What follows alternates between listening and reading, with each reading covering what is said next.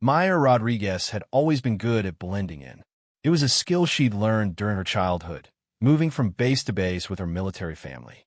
But as she walked through the front doors of Westfield High School on that crisp October morning, she realized that blending in here would be more challenging than anywhere she'd been before. The hallways buzzed with the familiar sounds of teenage life, locker doors slamming, sneakers squeaking against polished floors, and the constant hum of conversation. Maya clutched her schedule tighter, her dark eyes scanning the sea of faces that barely registered her presence. She was used to being the new kid, but something felt different this time. Maybe it was because this move wasn't temporary like all the others. Her father's retirement from the Navy meant this would be home for the foreseeable future. "Excuse me," Maya said softly to a group of girls standing near the main office. "Could you tell me where room 247 is?" The blonde in the center of the group looked Maya up and down with barely concealed disdain. Her name was Jessica Chun, though Maya didn't know that yet. Jessica had been the unofficial queen of Westfield High since freshman year, and she didn't appreciate interruptions to her morning social hour. "Are you lost?" Jessica asked, her voice dripping with fake sweetness that her friends immediately recognized as a warning sign. "I'm new," Maya replied, maintaining her composure despite the hostile undertones. "I just need directions to my first class." "Oh, you're the new girl everyone's been talking about," said another girl, a redhead named Brittany. "Where did you come from?" "Some military brat school." Maya's jaw tightened slightly, but her voice remained steady. "We moved here from Virginia Beach. My dad just retired from the Navy." The group exchanged glances that Maya couldn't quite interpret, but the shift in their demeanor was unmistakable. What had started as casual dismissal was evolving into something more pointed. "Military brat," Jessica repeated, as if testing how the words tasted. "How interesting. I bet you think you're pretty tough, huh?" Before Maya could respond, the warning bell rang, and the hallways began to empty as students hurried to their first period classes.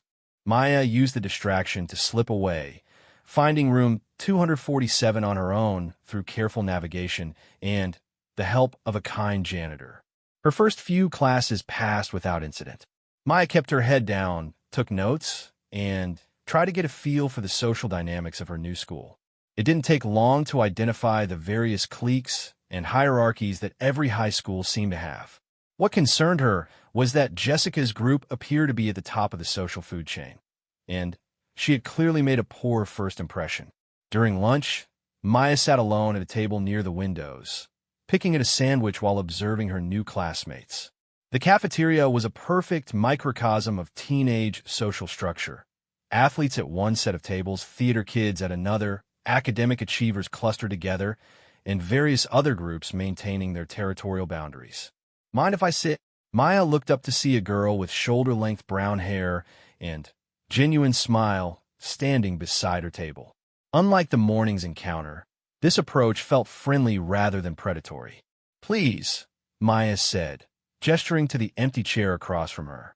"I'm Sarah Williams," the girl said as she settled into her seat. "I heard there was a new student, and I figured you might want some company.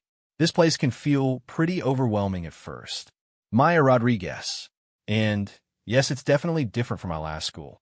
"Where did you transfer from?" Maya repeated the story about Virginia Beach and her father's retirement. Sarah listened with genuine interest, asking thoughtful questions about military life and the challenges of moving frequently. "That must have been hard," Sarah said, never really getting to put down roots anywhere.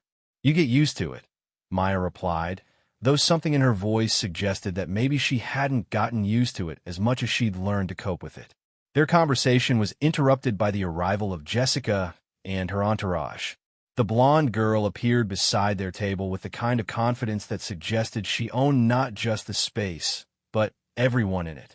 "Sarah," Jessica said, her voice carrying a warning, "I see you've met our new addition." Sarah's demeanor shifted subtly, and Maya noticed the change immediately. The easy friendliness became more guarded, more careful. It was a reaction Maya had seen before, the moment when someone realized that associating with her might come with a social cost. "We were just talking," Sarah said quietly. How nice, Jessica replied, though her tone suggested she found it anything but nice. Maya, right? I hope you're settling in well. Sometimes it can be hard for people from different backgrounds to fit in here. The emphasis on different backgrounds was slight, but unmistakable.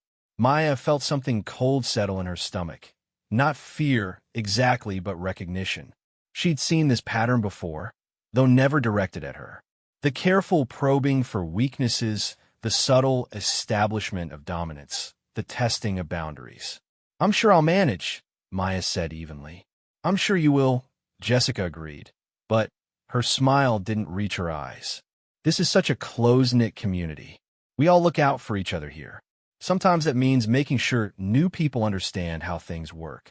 With that, Jessica and her friends moved on, leaving Maya and Sarah in uncomfortable silence. Sarah fidgeted with her lunch wrapper, clearly wrestling with something. Listen, Sarah said finally, Jessica can be complicated.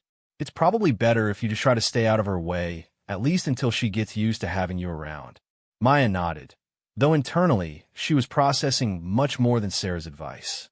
The warning signs were clear. Jessica saw her as some kind of threat that needed to be managed. The question was why. Maya had done nothing to challenge the girl's position or authority. She'd been polite, kept to herself, and made no waves whatsoever. The afternoon classes provided more pieces to the puzzle. In history class, Maya was assigned to work on a group project with 3 other students, including a boy named Marcus who seemed friendly enough.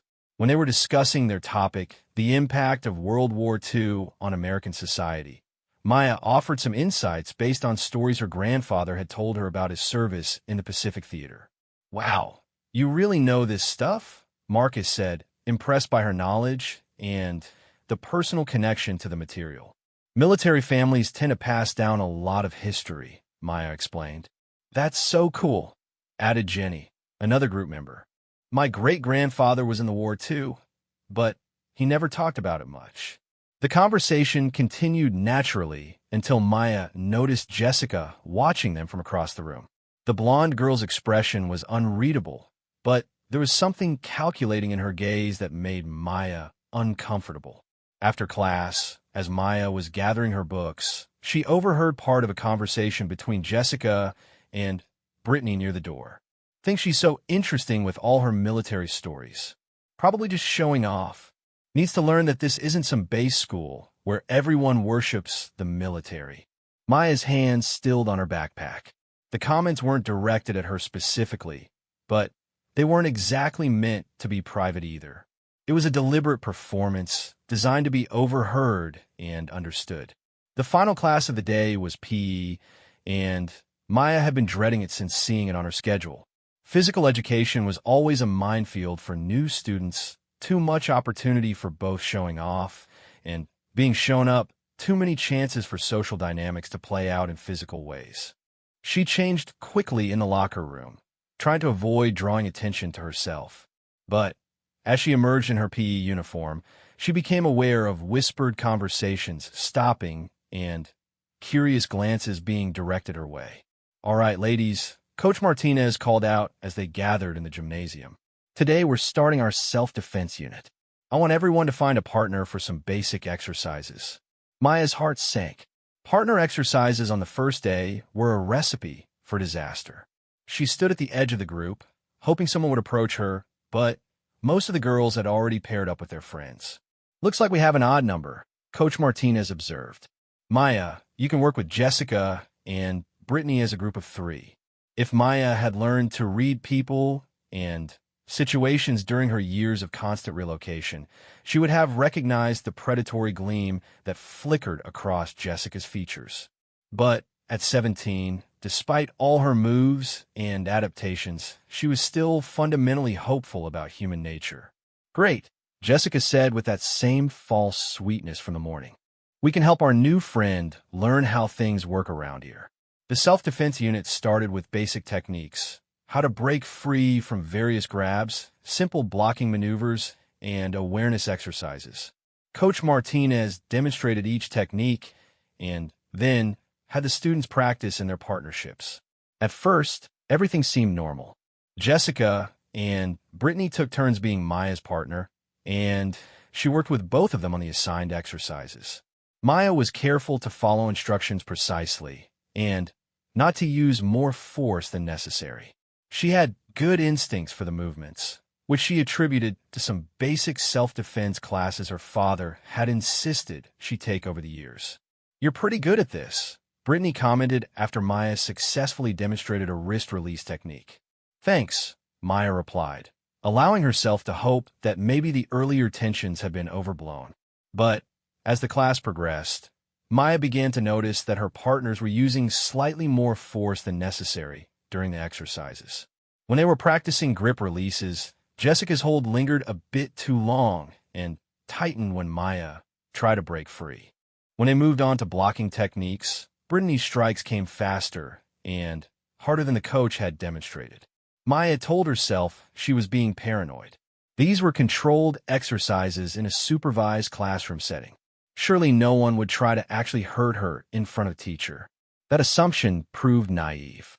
During the final exercise of the class, practicing how to break free from a bear hug from behind, Jessica positioned herself behind Maya while Brittany watched from the front, ostensibly to observe and provide feedback.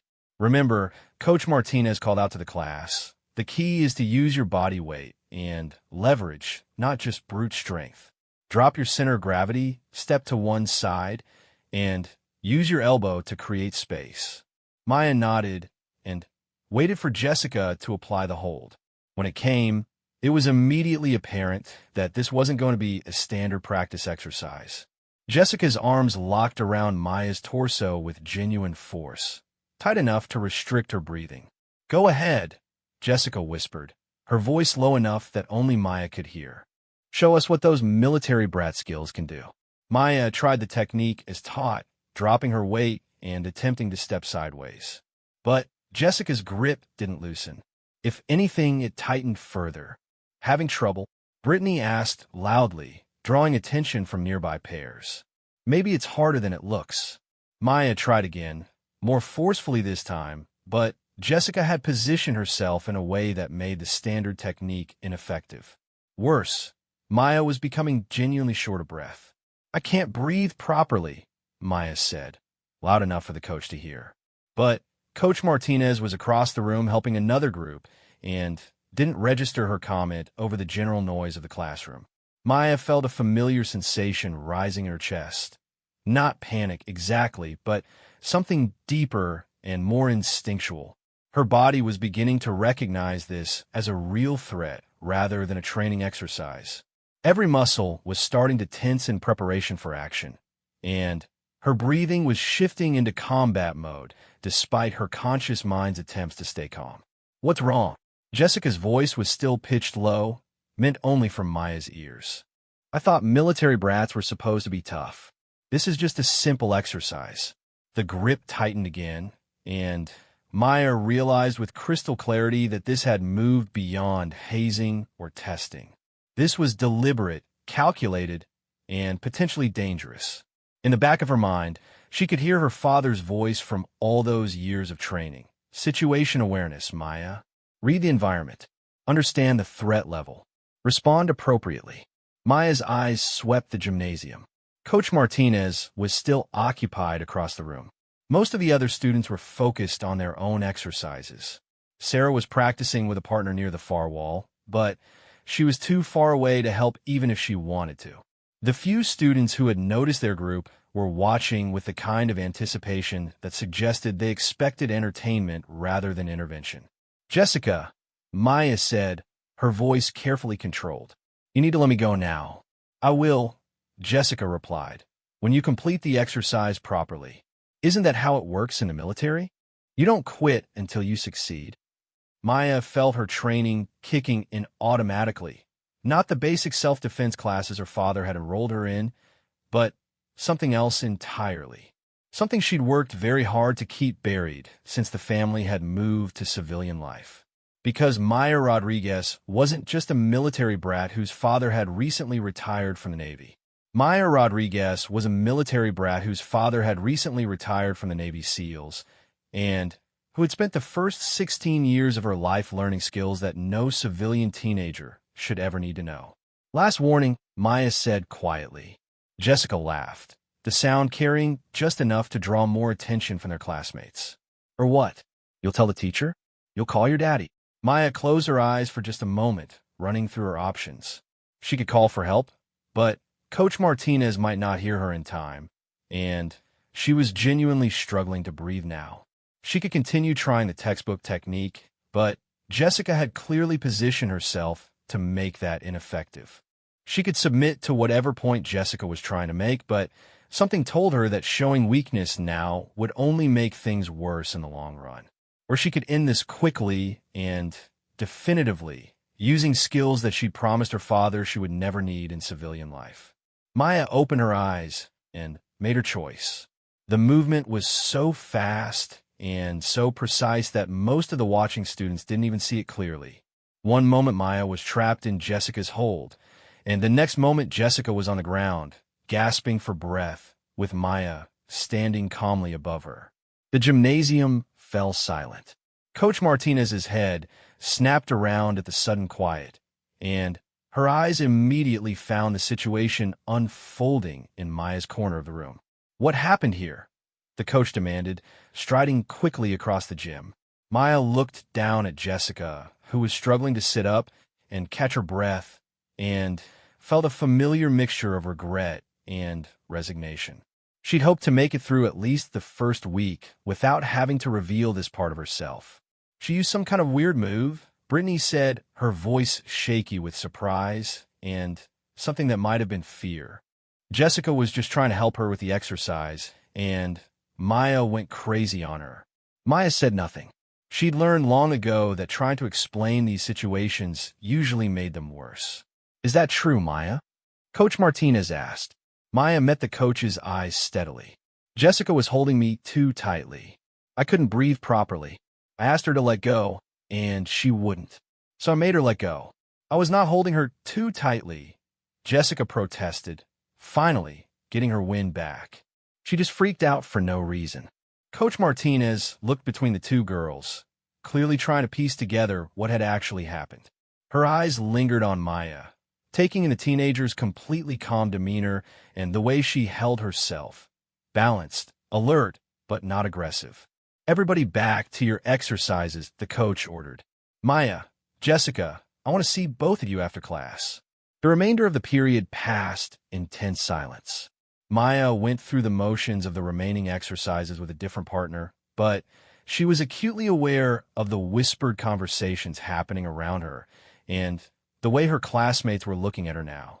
When the final bell rang, Maya remained behind as instructed while the other students filed out to change. Jessica stayed as well, though she kept as much distance as possible between herself and Maya. "All right," Coach Martinez said once they were alone. "I want to know exactly what happened, and I want the truth from both of you."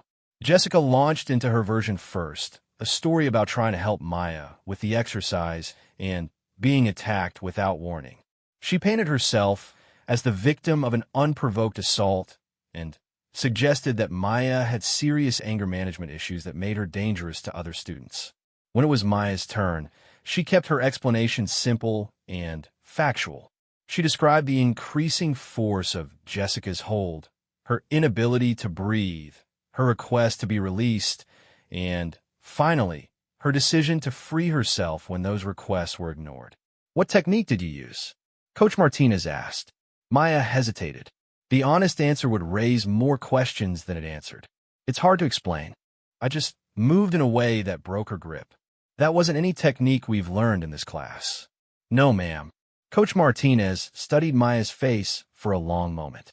The coach had been teaching high school PE for 15 years, and she'd seen her share conflicts between students. But she'd never seen anything quite like what had happened today. Maya's movement had been too controlled, too precise, too professional for a typical teenage scuffle. "Maya," the coach said finally, "I need you to be completely honest with me. Do you have martial arts training?" So Maya admitted. "How much is some?" Maya looked at Jessica, who was listening intently, and then back at the coach. Enough to protect myself when I need. It wasn't really an answer, but Coach Martinez seemed to accept it for now. She turned to Jessica. I'm going to review the incident with the principal, and we'll determine if any disciplinary action is necessary. In the meantime, I expect both of you to stay away from each other unless absolutely necessary for class activities. Jessica opened her mouth to protest, but something in the coach's expression stopped her. That's all for now. You can both go change and head to your next classes. As they walked toward the locker room, Jessica fell in a step beside Maya, though she maintained a careful distance. I don't know what kind of freaky military training you've had, Jessica said quietly, but you just made a very big mistake. No one embarrasses me like that and gets away with it. Maya stopped walking and turned to face the other girl. Jessica, I don't want any trouble with you. I just want to get through school and graduate. Can't we just leave each other alone? Too late for that, Jessica replied. You decided to make this personal when you attacked me in front of everyone. Now it's personal. With that, Jessica walked away, leaving Maya standing alone in the hallway with the growing realization that her carefully planned transition to civilian life had just become much more complicated. As Maya changed back into her regular clothes, she tried to process what had just happened and what it might mean for her future at Westfield High. She'd hoped to keep her background secret, to blend in and be just another normal teenager dealing with normal teenager problems. But Jessica's threat suggested that normal wasn't going to be an option. And if Maya was honest with herself, she'd seen enough of Jessica's personality in just one day to know that the other girl wouldn't be satisfied with simple social exclusion or verbal harassment. Maya pulled out her phone and stared at her father's contact information for a long moment. She could call him, explain what had happened, ask for advice. But she already knew what he would say, that she'd handled the immediate threat appropriately, but that she needed to be more careful about revealing her capabilities in the future. Instead, Maya put the phone away and shouldered her backpack. She'd deal with whatever came next the same way she'd dealt with everything else, one day at a time, with careful observation and strategic thinking. But as she walked toward her final class of the day, Maya couldn't shake the feeling that her carefully constructed new life was about to become much more complicated than she'd ever anticipated. The next 3 weeks at Westfield High fell into an uncomfortable pattern that Maya recognized from her father's stories about psychological warfare. Jessica's campaign against her wasn't loud or obvious. It was subtle, persistent, and designed to isolate Maya from any potential allies while gradually escalating the pressure. It started small. Maya's locker was vandalized with permanent marker. Nothing profane or obviously threatening, just random scribbles that made it look messy and unkempt. When she reported it, the custodial staff cleaned it off without much interest, treating it as typical teenage mischief. Then, her textbooks started disappearing from her locker, only to reappear damaged in various locations around the school. A history book found soaked in a bathroom sink. Her chemistry textbook discovered with pages torn out and scattered in the parking lot. Each incident was reported, but without witnesses or clear evidence pointing to specific perpetrators, the administration treated them as isolated pranks rather than a coordinated harassment campaign. Maya tried to maintain her father's advice about strategic patience and situational awareness. She varied her routes through the hallways, kept her valuable belongings with her at all times, and carefully observed the social dynamics playing out around her. What she discovered was that Jessica's influence extended far beyond her immediate friend group. The girl had been building her social power base for 3 years, and she wielded it with the skill of a born politician. She never directly told anyone to exclude Maya, but somehow the new girl found herself consistently unable to join study groups, eating alone at lunch, and being the last person chosen for partner assignments in every class. Sarah Williams had tried to maintain their friendship for about a week after the PE incident, but the social pressure became too much. Maya didn't blame her. She understood the survival instincts that governed high school social structures. Sarah was kind, but not particularly brave, and maintaining a friendship with Maya would have cost her more than she was prepared to pay. The academic side of school was going well, at least. Maya's teachers appreciated her discipline and attention to detail, qualities that her unconventional upbringing had instilled in her. Her grades were excellent, and she found genuine satisfaction in her coursework. But the social isolation was beginning to wear on her in ways she hadn't anticipated. Maya had always been adaptable, but this was different from previous moves. Before, she'd been starting fresh in communities that didn't have preconceived notions about her. Here, Jessica was actively shaping the narrative about who Maya was and what she represented, and that narrative was becoming increasingly distorted with each retelling. According to the whispered conversations Maya overheard, she was either a dangerous psychopath with anger management issues, a spoiled military brat who thought she was better than everyone else, or a pathological liar who made up stories about her background to seem interesting. None of these versions bore any resemblance to reality, but Maya was learning that truth mattered less than perception in the ecosystem of high school politics. The breaking point came on a Thursday afternoon in November. Maya was walking to her car after school, her backpack heavy with homework, and her mind focused on the chemistry test she had the next day. The parking lot was mostly empty. She'd stayed late to finish a project in the library, and most students had already left for the day. She was fishing her keys out of her backpack when she became aware that she wasn't alone. Her father's training kicked in automatically, and she assessed the situation without obviously looking around. For people approaching from different angles, moving with purpose rather than coincidence. The layout of the parking lot gave her limited escape routes, and her car was too far away to reach before they closed the distance. Maya straightened slowly, keeping her hands visible and her body language non-threatening while internally shifting into a different mode of awareness. Everything became sharper, more immediate. Her breathing deepened, her weight shifted to the balls of her feet, and her mind began calculating angles, distances, and potential responses to various scenarios. "Hey there, Maya." Jessica's voice carried across the empty parking lot with false friendliness. "We need to talk." Maya turned to face them, taking in the full situation. Jessica was approaching from the front, flanked by Brittany and two boys Maya recognized from her chemistry class, Derek and Tommy. Both boys were significantly larger than Maya, and their body language suggested they were prepared for physical confrontation. "What do you want, Jessica?" Maya asked, keeping her voice calm and level. "I want to clear the air between us," Jessica replied, still maintaining that saccharine tone. "I think there's been some misunderstanding about what happened in PE class, and it's causing problems for everyone." Maya's eyes flicked briefly to each of the others, reading their positions and intentions. Derek was nervous but committed. He kept clenching and unclenching his fists. Tommy appeared more confident, probably because of his size advantage. Brittany looked excited in a way that made Maya's stomach turn. This wasn't just intimidation. They were planning something more serious.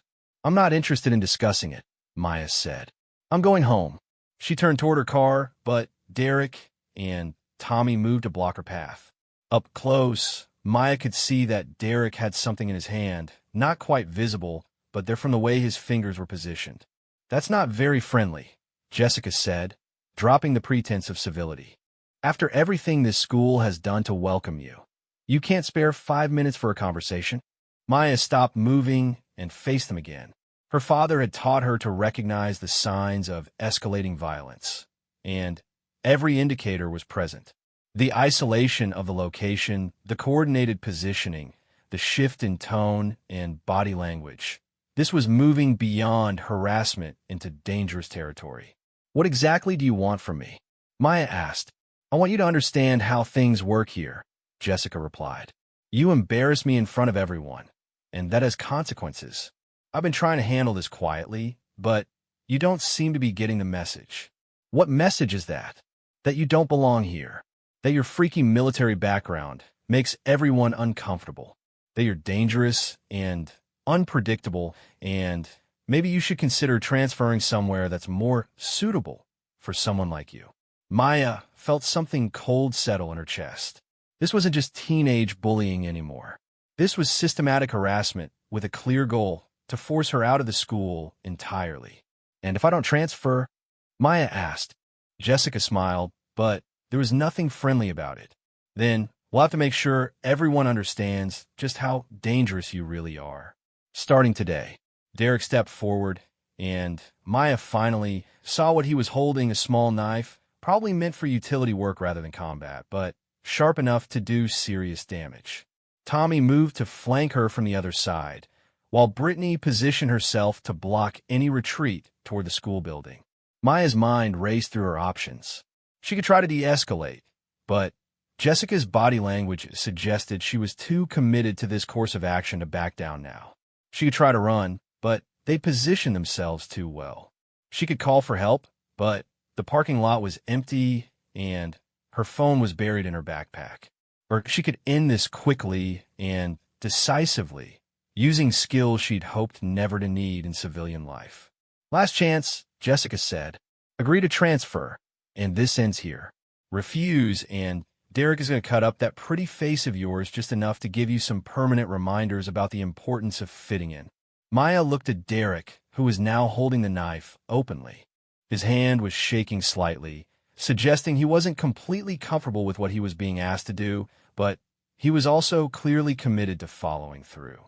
Maya made her decision. "Jessica," she said quietly, "you have no idea who you're messing with." "Oh, I think I do," Jessica replied.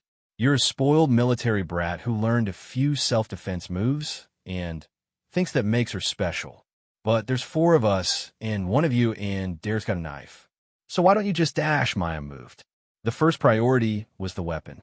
Maya stepped inside Derek's reach before he could react, her left hand controlling his wrist while her right elbow struck his solar plexus with precise force. Derek doubled over, gasping for breath, and the knife clattered to the asphalt. Tommy reacted quickly, swinging a wild haymaker that Maya ducked easily.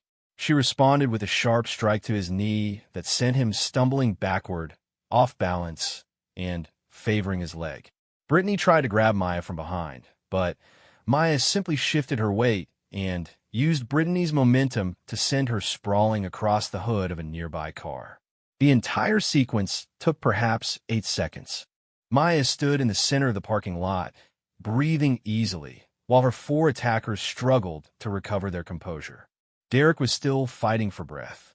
Tommy was limping and looking uncertain about whether to continue the fight. Brittany was nursing what was probably going to be a spectacular bruise on her hip. And Jessica was staring at Maya with a mixture of shock and fear that suggested she was finally beginning to understand that she had seriously miscalculated. "Here's what's going to happen," Maya said, her voice calm but carrying an authority that none of them had heard before. "You're all going to walk away. You're going to leave me alone from now on. And if you ever threaten me with a weapon again, the consequences will be much more serious than they were today. You can't just attack people," Jessica said, but her voice was shaky and uncertain now. "I defended myself against 4 people who cornered me in an isolated location, one of whom was armed with a knife," Maya replied. "I think most people would consider my response remarkably restrained under the circumstances." Derek straightened slowly, still breathing hard. "She's right," he said quietly. "We brought a knife. If this goes to the administration—" "Shut up," Jessica snapped, but there was desperation in her voice now rather than authority. Maya picked up the knife from where it had fallen and examined it briefly before sliding it into her backpack.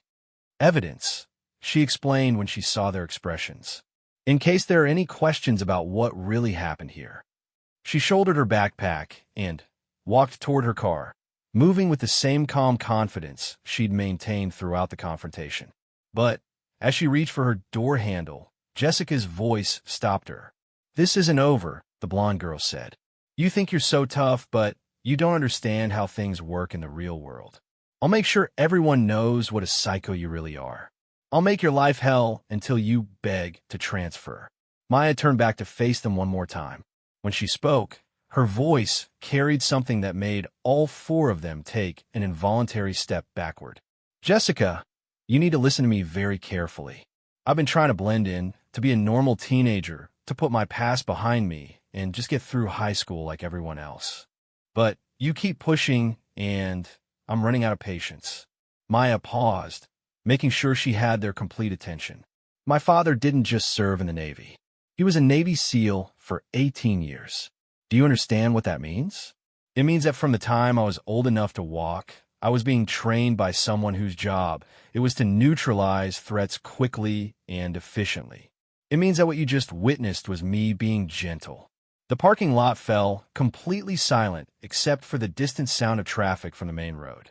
I came here hoping to be normal, Maya continued. I want to make friends, join clubs, worry about homework and boys and all the things regular teenagers worry about. But if you force me to choose between being normal and protecting myself, I will choose to protect myself every single time. Maya opened her car door and paused with one foot inside.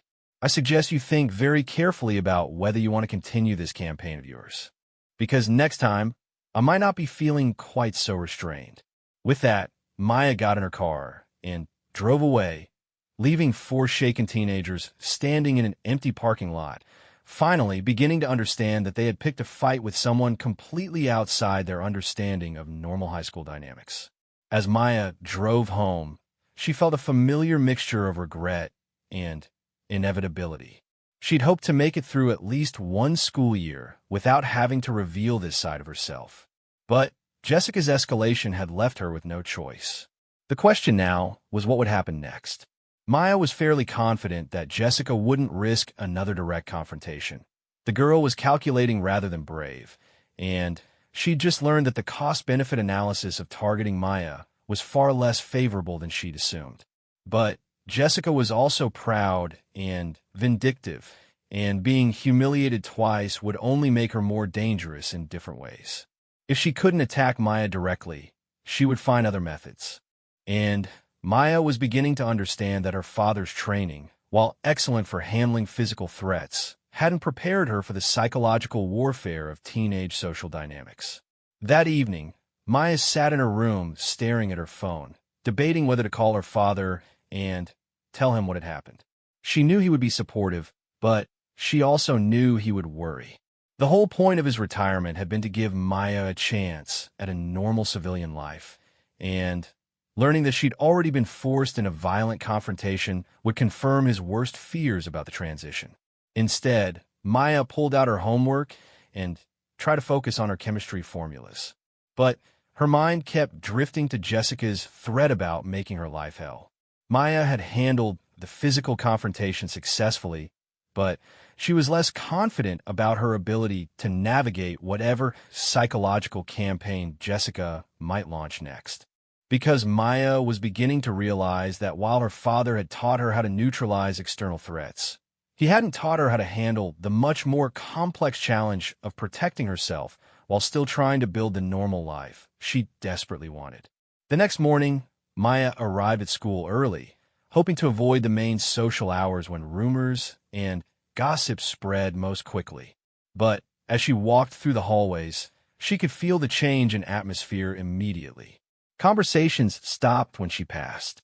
Students stared more openly than before, and there was a new quality to the attention, not just curiosity or wariness, but something approaching fear. Maya realized that Jessica had kept her promise about spreading the story, but probably not in the way Jessica had intended. Instead of painting Maya as an unstable psychopath, the story seemed to have evolved into something closer to awe and respect. Word had gotten out about the 4-on-1 confrontation in the parking lot, and the fact that Maya had emerged unharmed while her attackers had been thoroughly defeated was generating a very different kind of reputation than Jessica had planned. During lunch, Maya was surprised when Marcus from her history class approached her table with his lunch tray. "Mind if I sit?" he asked, echoing Sarah's words from weeks earlier. "Sure," Maya said, though she was cautious about his motivations. "I heard about what happened yesterday," Marcus said as he settled into his seat. Jessica and her crew trying to corner you in the parking lot. Maya waited, unsure where this conversation was heading. For what it's worth, Marcus continued, I think it's about time someone stood up to them. Jessica's been running this place like her personal kingdom for way too long. I wasn't trying to stand up to anyone, Maya said carefully. I was just trying to defend myself. I know, Marcus replied. That's what makes it even better. You didn't go looking for a fight, but when they brought one to you, you handled it. Over the next few days, Maya discovered that Marcus wasn't the only one who felt this way. Students she'd barely interacted with started nodding to her in the hallways. A few even struck up conversations, asking about her background or her plans for college. It wasn't exactly friendship, but it was a kind of respect that Maya had never experienced before. The irony wasn't lost on her. By trying to destroy Maya's reputation, Jessica had inadvertently given her a different kind of social currency. Maya wasn't popular in the traditional sense, but she was respected in a way that transcended normal high school hierarchies. But Maya also understood that this new status came with its own dangers. Respect based on fear was unstable and unpredictable. And Jessica, now facing a significant loss of social power, was likely to become even more desperate and creative in her attempts to regain control.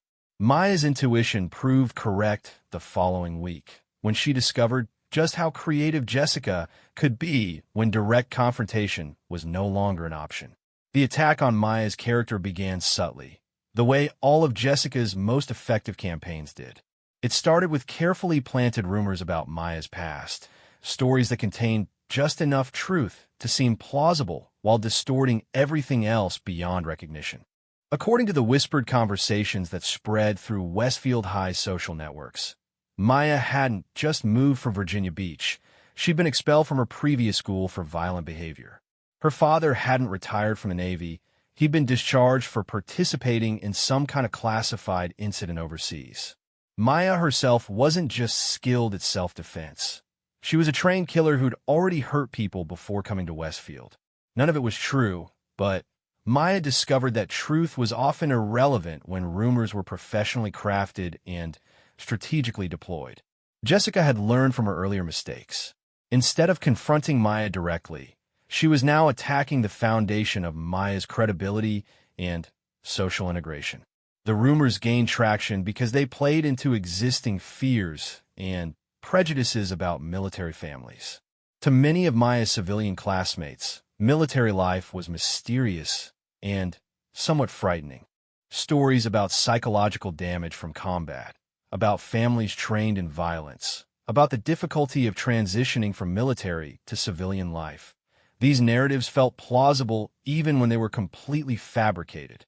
Maya first became aware of the campaign during chemistry class, when her lab partner, a quiet girl named Emma who had always been friendly before, suddenly seemed nervous and uncomfortable working with her. "Is everything okay?" Maya asked as they prepared their equipment for a precipitation reaction experiment. Emma glanced around nervously before leaning closer. "Maya, I have to ask you something, and I hope you won't take it the wrong way." "What is it? Did you really get expelled from your last school for putting someone in the hospital?" Maya's hand stilled on the beaker she'd been adjusting. "Where did you hear that?" "It's just people are talking." "And after what happened in the parking lot?" Emma trailed off, clearly uncomfortable with the conversation, but too worried to let it go. Maya took a deep breath and faced Emma directly. "No, Emma. I was never expelled from any school. I've never put anyone in a hospital. My family moved here because my father retired from the Navy and wanted to settle somewhere permanent. Everything else you've heard is just rumors." Emma searched Maya's face for signs of deception, and whatever she saw there seemed to reassure her somewhat. "I didn't think it sounded like you. But the stories are getting pretty detailed, and some people seem really convinced." That afternoon, Maya made a point of listening more carefully to the conversations happening around her. What she discovered was that Jessica had crafted a sophisticated disinformation campaign that was far more dangerous than simple bullying. The stories weren't just about Maya's past. They were about her present behavior as well. According to various accounts, Maya had been seen practicing combat moves alone in empty classrooms. Teachers were supposedly nervous about having her in their classes because of warnings from her previous school. The administration was allegedly considering special security measures because of her history. None of it was verifiable, which made it impossible to directly refute. How could Maya prove that she hadn't been practicing combat moves in empty classrooms? How could she demonstrate that her previous school had sent no warnings about her behavior? The very nature of the accusations made them resistant to normal methods of contradiction. Maya recognized the technique from her father's descriptions of information warfare. Create a narrative that's internally consistent and emotionally resonant, then spread it through multiple sources so it appears to have independent verification. Once the story reached a certain level of saturation, it would begin to be treated as fact regardless of its actual truth. The effects were immediate and profound. Students who had begun to approach Maya after the parking lot incident suddenly maintained their distance again. Teachers started watching her more carefully, looking for signs of the dangerous instability they'd heard described. Even Sarah, who had shown signs of wanting to renew their friendship, backed away when the rumors reached her. Maya found herself more isolated than ever, but now the isolation was based on fear rather than simple social rejection. People weren't just excluding her from their groups, they were actively avoiding her, treating her as a potential threat to their safety. The psychological pressure was intense in ways that physical confrontation had never been. Maya could handle being attacked directly, but being systematically misrepresented and demonized was much more challenging. Every interaction became fraught with hidden meanings. Every glance carried potential hostility. Every conversation stopped when she approached. Maya tried to focus on her academics and ignore the social dynamics, but the constant stress was affecting her concentration and her sleep. She was beginning to understand why psychological warfare was often more effective than physical force. It was much harder to defend against, and it created doubt and uncertainty that undermined confidence in ways that direct attacks never could. The situation reached a crisis point 3 weeks before Christmas break, when Maya discovered that Jessica had escalated beyond rumors to outright fabrication of evidence. Maya was called to Principal Henderson's office during her free period, with no explanation given for the summons. She arrived to find not just the principal waiting for her, but also the school counselor, MS. Janet Torres, and Officer Reynolds, the resource officer assigned to the school. "Please sit down, Maya," Principal Henderson said, his voice carrying a formality that immediately put Maya on alert. Maya took the offered chair and waited, her mind racing through possible explanations for this level of official attention. "We need to discuss some concerning information that's come to our attention," the principal continued. "It relates to your previous school and some incidents that may not have been fully disclosed during your enrollment here." Maya felt her stomach drop. "What kind of incidents?" Principal Henderson consulted a folder on his desk. "We've received reports that you were involved in several violent altercations at your previous school, including one that resulted in a student being hospitalized. We've also been told that you were required to undergo psychological evaluation before being allowed to transfer here." "None of that is true," Maya said immediately. "I understand this might be difficult to discuss," Ms. Torres interjected gently.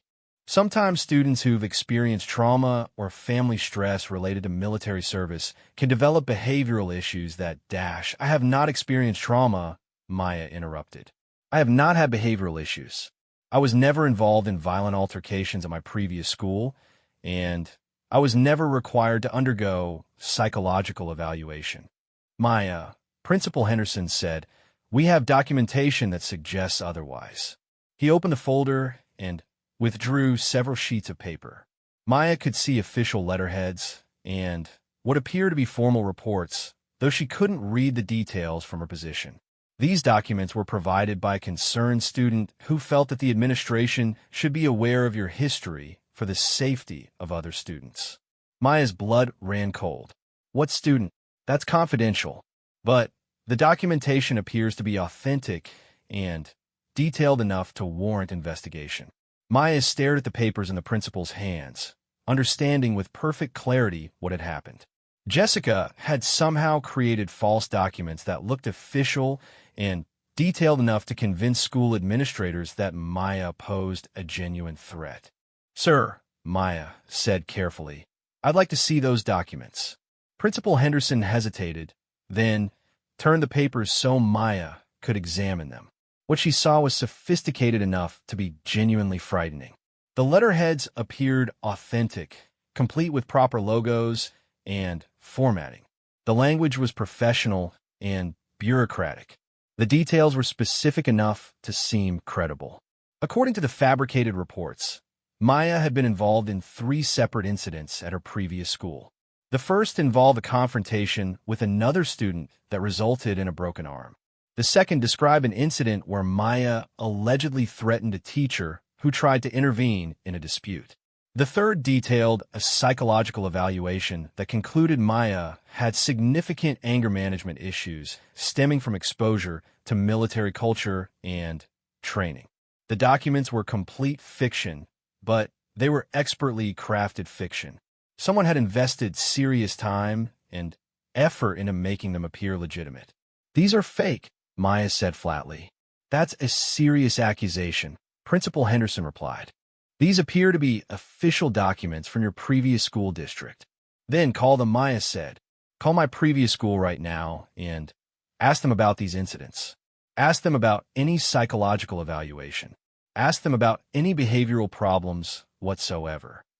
Maya could see uncertainty flickering across the principal's face.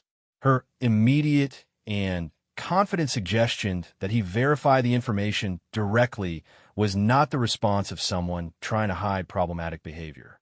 Or better yet, Maya continued, "Call my father.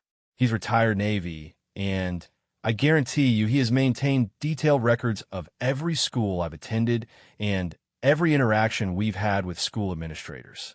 If these incidents had actually happened, he would have documentation to prove it." Ms. Torres leaned forward. "Maya, sometimes families try to protect children by minimizing dash. My father is a former Navy SEAL," Maya interrupted. "He doesn't minimize threats or problems. He addresses them directly and completely. If I had behavioral issues serious enough to require psychological evaluation, he would have ensured I received the best possible help, not covered it up." The mention of Navy SEALs clearly registered with Officer Reynolds, who had been silent throughout the conversation, but was now paying closer attention. "What was your father's unit?" the officer asked. Maya hesitated, glancing at the principal. Her father had always been careful about operational security, but his basic service record wasn't classified. "SEAL Team 3, Maya said. 18 years of service. Retired as Master Chief Petty Officer." Officer Reynolds nodded slowly. "That's verifiable through military records. And if he was SEAL Team 3, he would have been involved in some high-level operations.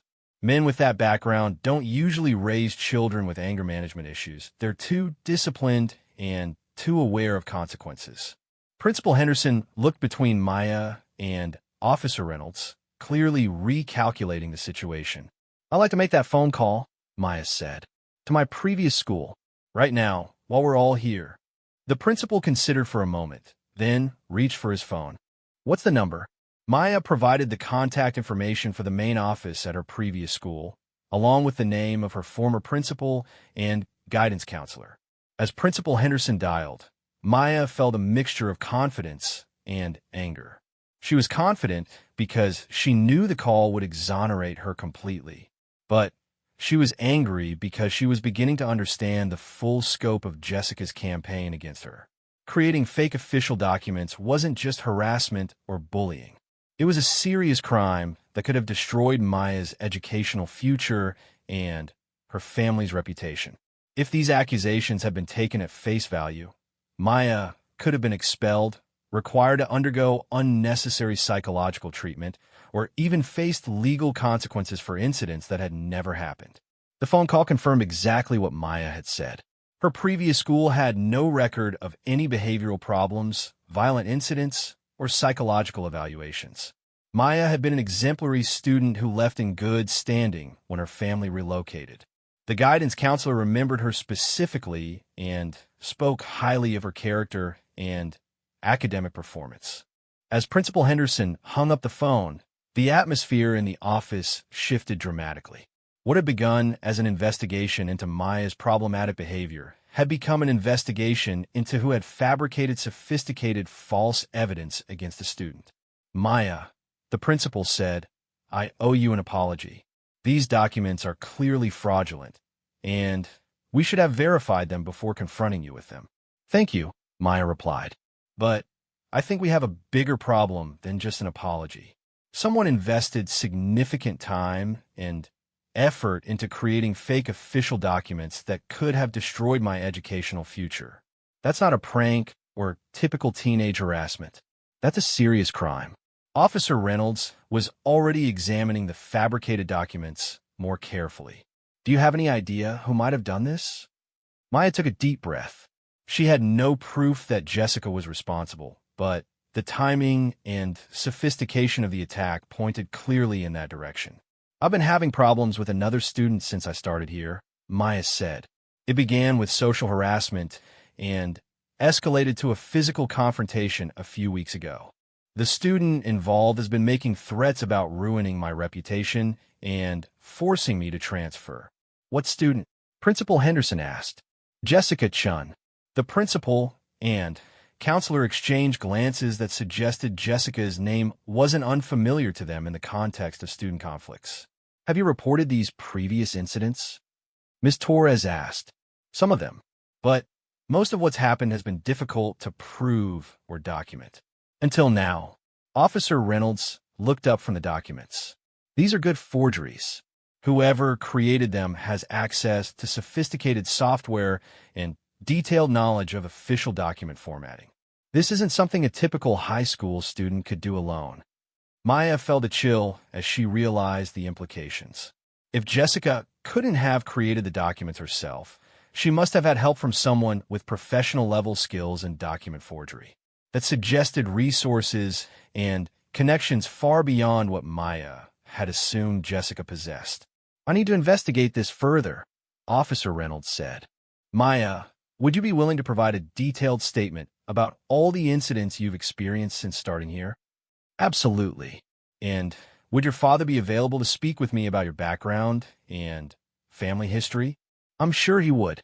As the meeting concluded, Maya felt a mixture of relief and apprehension. The immediate threat had been neutralized, the fake documents had been exposed, and her reputation restored with the administration. But she was beginning to understand that Jessica's campaign against her was more sophisticated and potentially more dangerous than she'd realized. Someone with the skills to create convincing, fake official documents wasn't going to be deterred by having one scheme exposed. If anything, Jessica would likely become more careful and more creative in future attacks. That afternoon, Maya called her father from her car in the school parking lot. She'd been avoiding this conversation for weeks, hoping to handle the situation on her own. But the escalation to document forgery changed everything. "Dad, I need to tell you about some problems I've been having at school." Commander Rodriguez, he would always be commander to Maya, regardless of his retirement status, listened without interruption as Maya described everything that had happened since her first day at Westfield High. She told him about Jessica's initial hostility, the escalating harassment, the physical confrontation in the parking lot, the rumor campaign, and, finally, the fabricated documents. When she finished, there was a long silence on the other end of the line. "Maya," her father said finally, "why didn't you call me sooner? I wanted to handle it myself.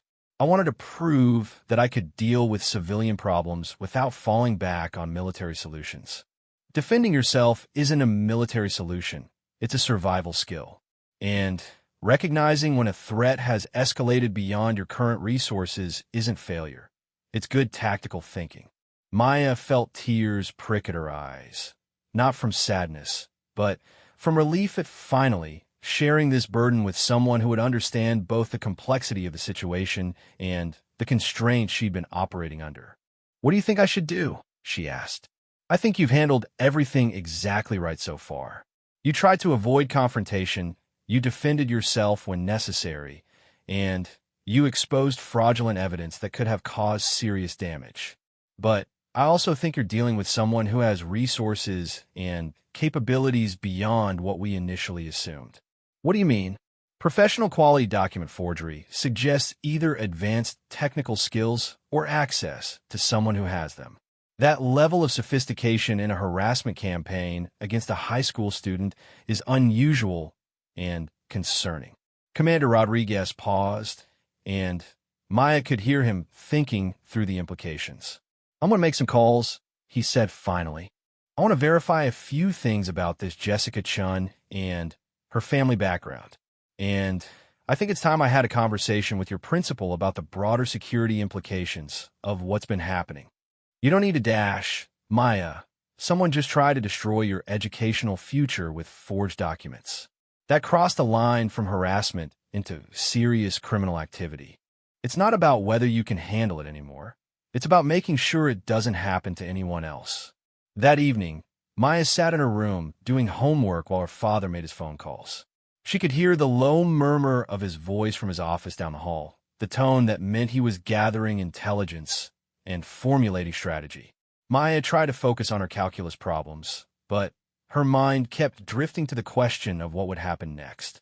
Jessica's latest scheme had been exposed, but Maya doubted the other girl would simply accept defeat and move on. If anything, the failure of such an elaborate plan would likely make Jessica more desperate and more dangerous. Around 9 o'clock, her father knocked on her door. "Can we talk?" he asked. Maya looked up from her textbook to see an expression on her father's face that she recognized from their years on military bases. It was the look he got when intelligence reports revealed that a situation was more complex and dangerous than initially assumed. "What did you find out?" Maya asked. Commander Rodriguez sat down on the edge of Maya's bed, a gesture that indicated this was going to be a serious conversation. "Jessica Chen's father is David Chun, a successful businessman who owns several technology companies in the area. More importantly, he's also a former military intelligence officer who left the service under circumstances that weren't entirely clean." Maya felt her stomach drop. What kind of circumstances? Nothing criminal, but there were questions about his involvement in some questionable information operations during his final assignment. He was allowed to retire quietly rather than face formal investigation. So he would have the skills to create fake documents. He would have had training in psychological operations, information warfare, and document forgery as part of his intelligence background. And he would certainly have access to the technical resources needed to create convincing false evidence. Maya processed this information, understanding how dramatically it changed the nature of what she was dealing with. This wasn't just a high school social conflict anymore. If Jessica's father was involved, Maya was facing an adversary with professional-level skills in psychological warfare. "There's more," her father continued. "I spoke with Principal Henderson about implementing some additional security measures at the school. But I also discovered that this isn't the first time the Chun family has been involved in harassment campaigns against other students." "What do you mean?" "There have been 2 previous incidents over the past 3 years. Both involve students who somehow came into conflict with Jessica, and both ended with those students transferring to other schools after experiencing systematic harassment and reputation destruction." Maya felt a chill of recognition. Jessica's threat about making her transfer hadn't been an idle boast. It was a proven strategy that had worked before. Did those students report what was happening to them? They tried, but the campaigns against them were too sophisticated to prove. By the time anyone realized what was happening, the damage had already been done. Commander Rodriguez reached over and put his hand on Maya's shoulder. "Maya, I want you to understand something. You did nothing wrong by trying to handle this yourself initially. But what you're dealing with now is beyond normal teenage conflict. Jessica and her father have essentially created a program for destroying students who don't fit into their preferred social order. So what do? We document everything. We gather evidence. And we make sure that when we expose this pattern of behavior, we have enough proof to shut it down permanently. Maya nodded, feeling a mixture of determination and apprehension. She wanted a normal high school experience, but apparently that wasn't going to be possible. Instead, she was going to have to use all of her father's training to protect not just herself, but potentially other students who might be targeted in the future. "Dad," Maya said, "there's something else I need to tell you." "What is it?" "After everything that happened, I think I want to apply to the Naval Academy." Commander Rodriguez's eyebrows rose in surprise. "That's a significant decision. What changed your mind?" "I've been trying to be someone I'm not," Maya said. "I've been trying to blend in and be normal and pretend that my background doesn't matter. But the truth is my training and my values are part of who I am. I can't just turn them off because I want to fit in with civilian teenagers." Maya paused, gathering her thoughts. The way Jessica operates, the manipulation, the lies, the willingness to destroy innocent people for personal advantage, it disgusts me.